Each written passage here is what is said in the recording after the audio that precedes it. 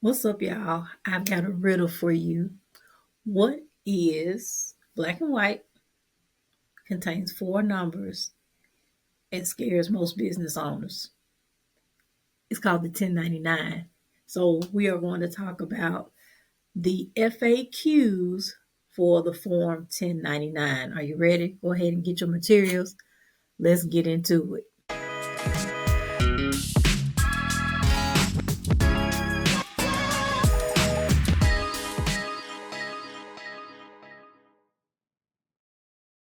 All right, y'all. Welcome to the From Chaos to Clarity Unleash Your Business Potential podcast. I am your host, Sonia Jones of GFP Financial Journalist to Miyagi Money. Check out this shirt. Hey, this is how we coming in 2025 with our branding. Know your numbers, because this is what it's all about, you guys. It's all about knowing your numbers. Business owners, if you don't know your numbers, you're not going to be able to take your business to the level that you want to take it to. So, with that being said, we are talking about the 1099s. So, these are the most commonly asked questions, especially from our clients about the 1099s. We just wanted to dispel some myths. And because it's at the top of the year, of course, we are officially in tax season, right? Yay, tax season. So, by the time that you guys hear this recording, we should have at least about 9 days, I believe. I'm looking at my calendar. Um, Before the 1099s are filed, which is January the 31st. Okay, so we want to make sure that we got a podcast in about the 1099s, what they are, and what you as the business owner are required to do. Now, when we talk about the 1099s, we have to talk about it from two perspectives. One, if you are the business owner, right, and you are issuing a 1099 to an independent contractor or a freelancer, or if you're on the other side, if you are the independent contractor or the freelancer, you are the recipient of the 1099. So just letting you know, I'm going to be kind of going back and forth with a couple of these responses to these questions. Okay. So first and foremost, what is the 1099 form? So the 1099 form, especially in this discussion for freelancers and contractors, we are talking particularly about the 1099 NEC. That's an acronym for non-employee compensation, right? And with the 1099 form, you are reporting income that has not had taxes taken out. Okay.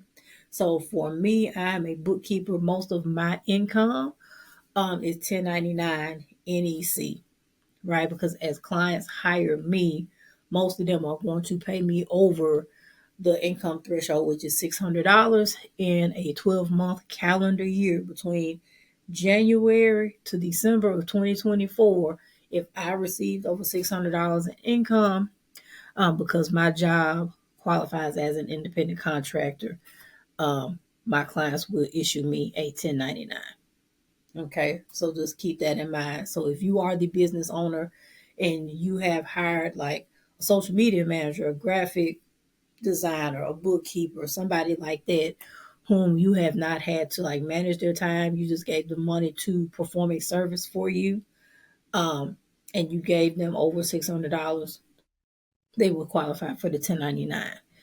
And like I said before, if you are the freelancer and somebody paid you over $600 to perform a task, they were not your employer or your boss. They paid you to do XYZ and you delivered that particular service, then you, ma'am, sir, would receive a 1099 NEC. Like I said, there are different versions of the 1099, but for this circumstance, I'm really only going to be focusing on the 1099 NEC. Okay. So like I said, who should get one from your business? Any service based business, right? We're talking about B2B, business to business, who perform services for you and you paid that individual or that business over $600 within the 12-month calendar year. Okay. Who should not get a 1099? If the business is a corporation, such as a C corporation, or if they are a LLC that has taken the S corp election, technically they're considered a corporation from a tax perspective, or tax reporting perspective, and they would not receive a 1099. Also, if if when you're paying the freelancer or the contractor through any type of merchant system such as PayPal, um, QuickBooks. I use QuickBooks for my invoices. Any type of platform where you have to enter in a credit card to pay them, 9 times out of 10, you will not have to issue a 1099 because that payment platform will issue them a 1099K.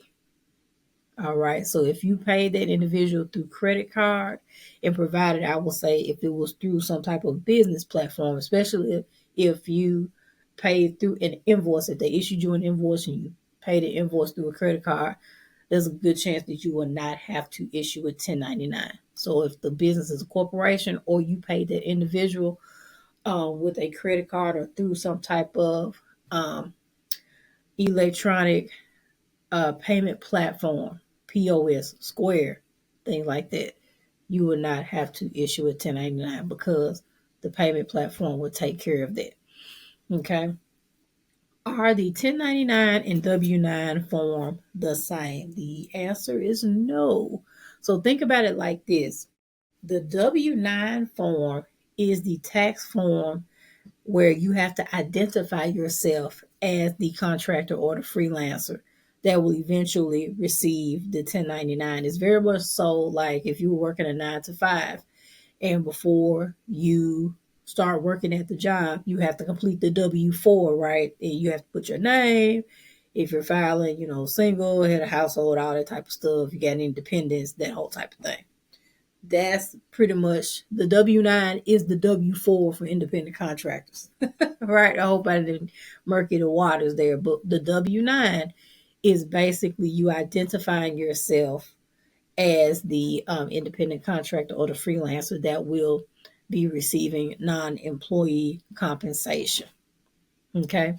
And as a best practice, if you are a business and you are issuing 1099s to other independent contractors or freelancers, I highly, let me get my whole forehead in the square. I highly recommend that you do not issue any payments without that individual giving you a W-9. Why? Because what you don't want to have happen now that we are in January and you trying to scramble trying to find people because you got your, financials done with the bookkeeper or tax preparer and they're informing you about the 1099 requirement and they ask you, do you have a W-9 for this individual? You say no, and then you're trying to find them, da da da, because technically it is not the bookkeeper or the tax preparer's responsibility to get that form completed. It is your job, ma'am, sir, to get that form completed. Okay, so we just say, let's just go ahead and cut all that foolery out and say, hey, you want to get paid? I need this form completed. And that's how you take care of it. Okay, so again, the W-9 is the form that identifies the contractor or the freelancer that they are the independent contractor that will eventually receive the 1099 form. Okay. Do I give myself a 1099 if I own the business? Okay. The answer is no. Okay. Because if you are a single member LLC or a sole proprietor, you actually do not have to report that 1099 income because you have the Schedule C tax form and because you own the business. When you pay yourself, it's equity, that you're paying yourself, so it's not reportable income. You have to pay taxes on the actual profit that you make from your business. Okay. If your business is a corporation, you should be on payroll if you're the business owner. So that's a whole nother situation. All right. So technically, no, you do not have to issue yourself a 1099. Okay. Which 1099 form do I need? I said for this particular conversation, we are focusing on the 1099 NEC, non employee compensation. Again, if you remember what I said earlier, so say for example, if GIP Financials um, is using a payment processing platform, say Stripe, right? And all of our invoices rather are being paid through Stripe, and individuals are paying us through their debit cards, their credit cards, things like that, and it's over a certain threshold. And I say that because the thresholds for the payment platforms has changed or is changing. So I'll just keep that like that. It's not the $600 threshold.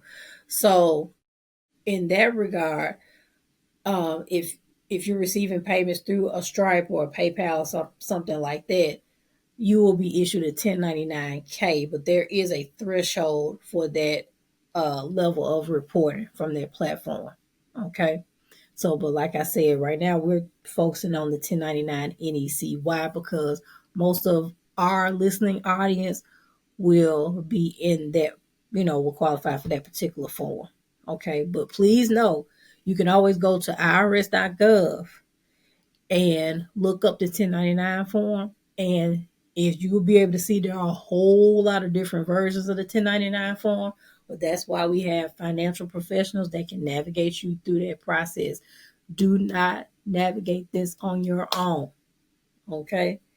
Do not navigate it on your own. We have plenty, the IRS has plenty of videos, education, and you can get your questions answered through your local bookkeeper or tax professional, all that good stuff. I have something for you that's going to help you not only save some time, but also save some money. Because I am, I don't say I'm tired, but I am a little tired. Y'all constantly come to me via email, discovery call saying, Sonya, please forgive me. I have wasted all of my time doing X, Y, and Z, and I have not done anything with my taxes. So guess what? I have come up with a solution for you, and it's free. Check this out. I got the tax prep checklist.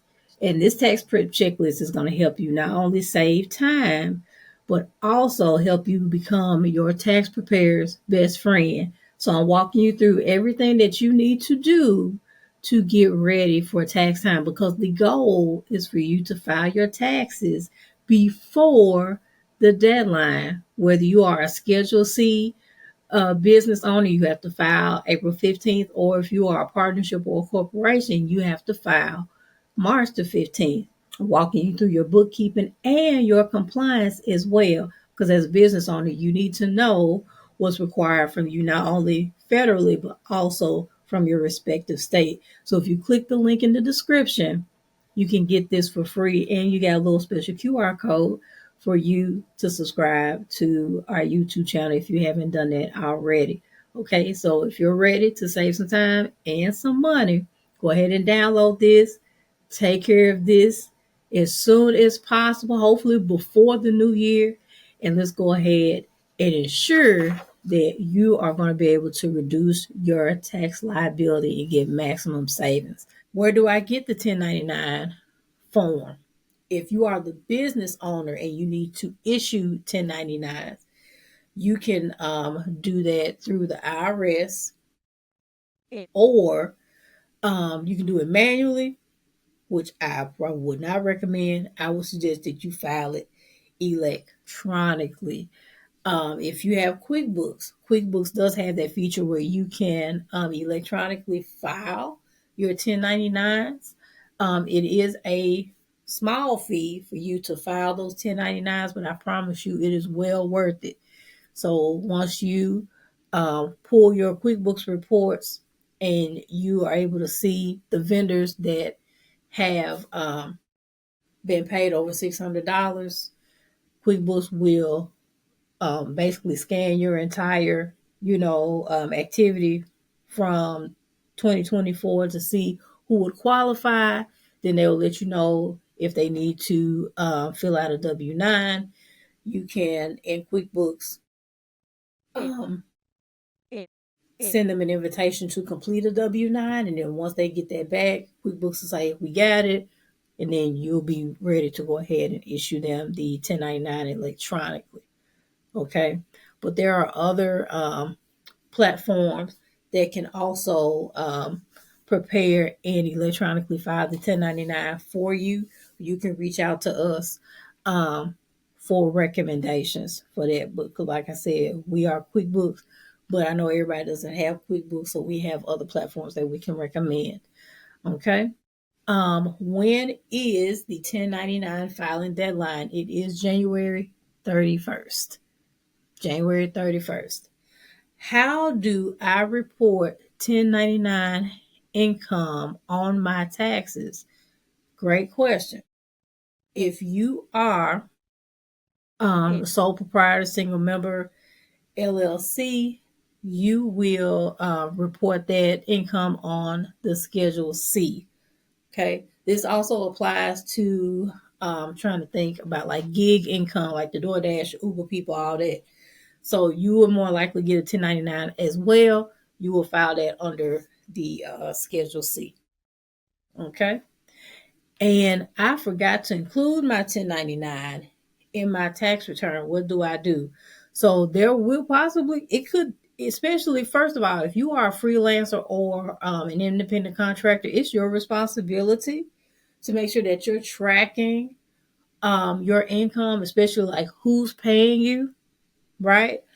I would definitely say this as far as like if people are paying you through your personal PayPal, your personal Cash App, and you're supposed to be a business, that is not a good bookkeeping practice.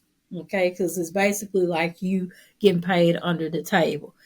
And you may think for right now it's all right, but once it's time for you to go ahead and try to apply for funding, and they want to know all the revenue that you've generated, you got to remember that revenue that you kept in your pocket through Cash App and your personal PayPal and all that won't be reported.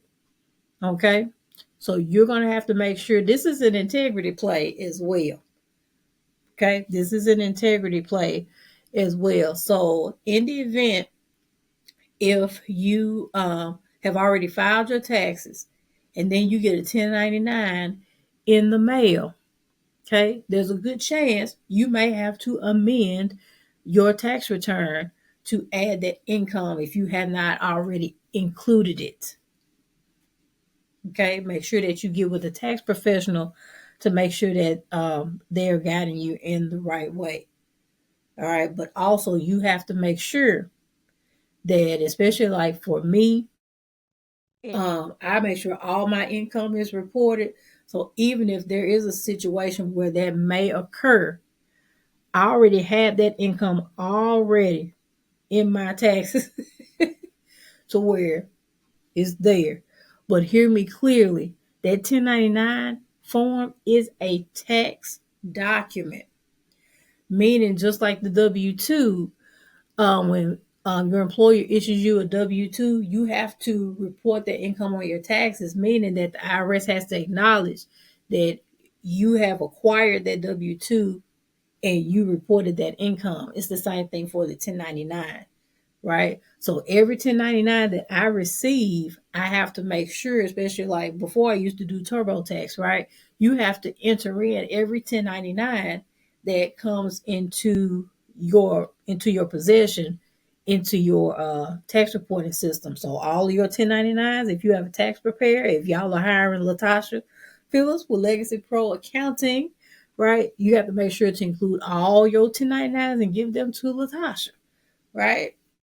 That's what you have to do. So there's a possibility that if you already filed your tax return and you got a late 1099, there's a good chance you might have to get your tax return amended. But like I said, reach out to your tax professional just to make sure that that is the proper guidance.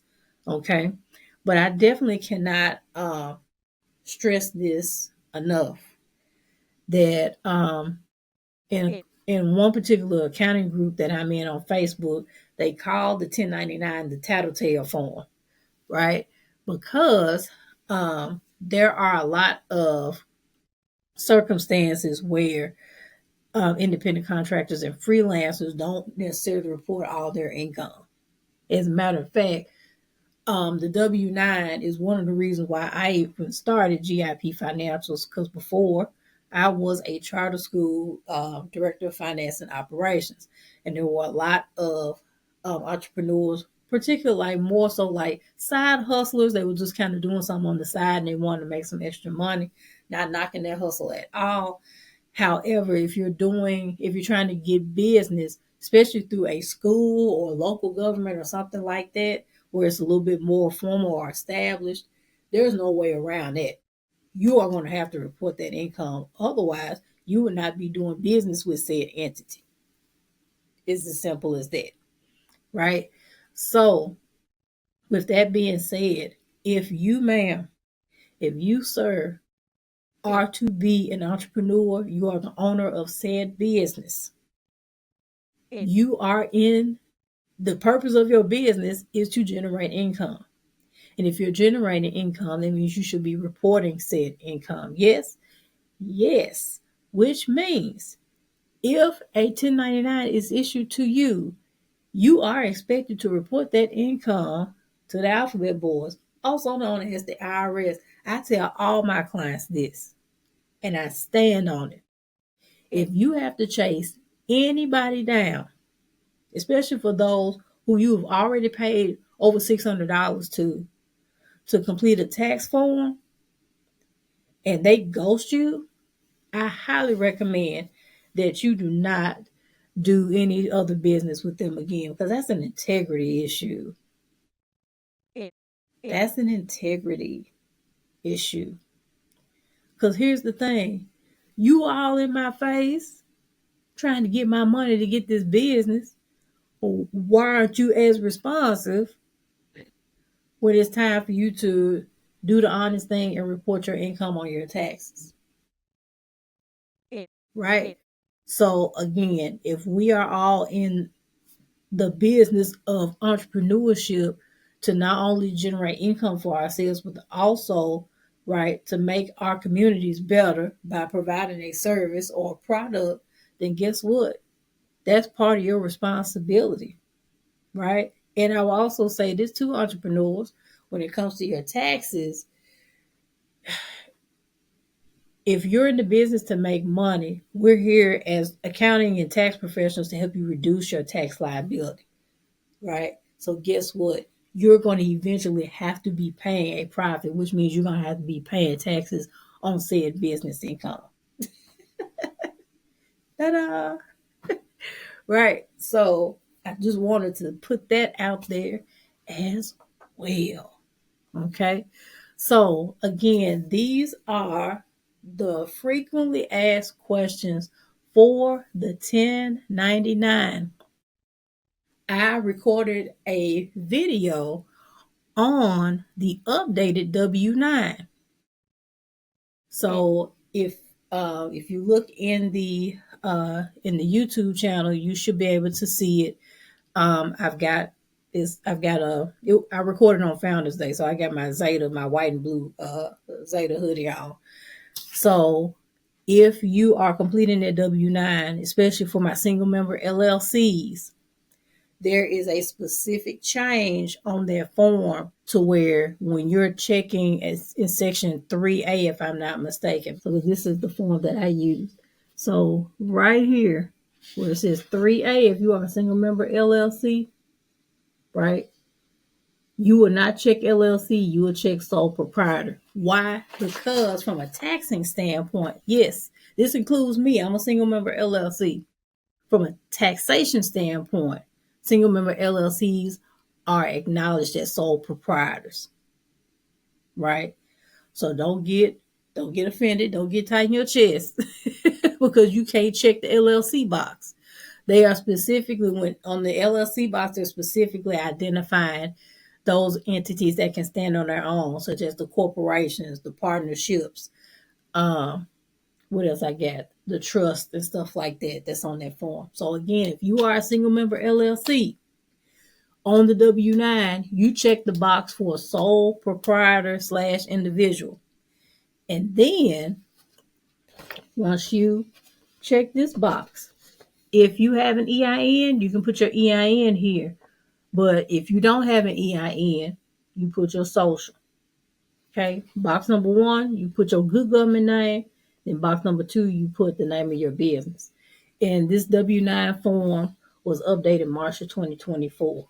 All right. So like I said, you can check on all of our platforms, Facebook, Instagram, TikTok, LinkedIn, and YouTube. That video walking you through the W-9 change is on there. Okay. So here's your homework. 1, if you are the business owner and people have paid you over $600, if you haven't already given them your W-9, go ahead and complete it. That's step 1. Okay. If you are the business owner and you have to issue 1099s, hopefully you have already collected all of your W-9s from your contractors and you have vetted them. Why? Because you have had your financials already organized for 2024 and you know which contractors you paid and how much you paid them. Okay. So by now, you should have at least calculated all the totals and you should be preparing to file that 1099 for those individuals. Okay. So that is all that I have for you today. I hope that you learned something. Of course, you know that we are here and available to answer any question that you have. So you can put your question in the comments below. You can also email us at info@gipfinancials.com as well. Don't forget, y'all, we got a whole tax prep checklist. It's a free document for you to go through as we're nearing the April 15th deadline to make sure that you got not only your bookkeeping task in place, but also your state compliance. I cannot stress this enough, right? Every business owner should have some type of obligation to your state. It's around the same time as your federal tax filing. Check and see what you need to do to renew your business entity. Check and see what you need to give to the state in order to renew your business license. And then see from an industry standpoint what other type of taxes you need to remit, whether it's franchise and excise tax or sales tax or any other type of taxes. Call your Department of Revenue and find out. Don't let them send letters and then you start freaking out because by that time, interest and penalties have already accrued. Okay? All right. So again, thank you guys for joining and listening to the From Chaos to Clarity Unleash Your Business Potential podcast. I'm Sonia Jones, your Mr. Miyagi of money. And I'm here to remind you what? Know your numbers. I'll see you on the next episode.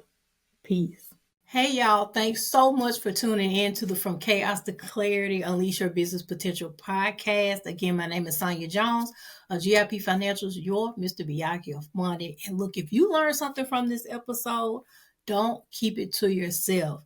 Make sure that you like, that you subscribe. If you have some little nuggets, add some comments to the comment section of this podcast. But most importantly, I want you to share it with your fellow entrepreneurs. We want to share this good old fundamental business finance education so you can have the tools necessary to know your numbers and grow your business. All right. Take care, y'all. I'll catch you on the next episode.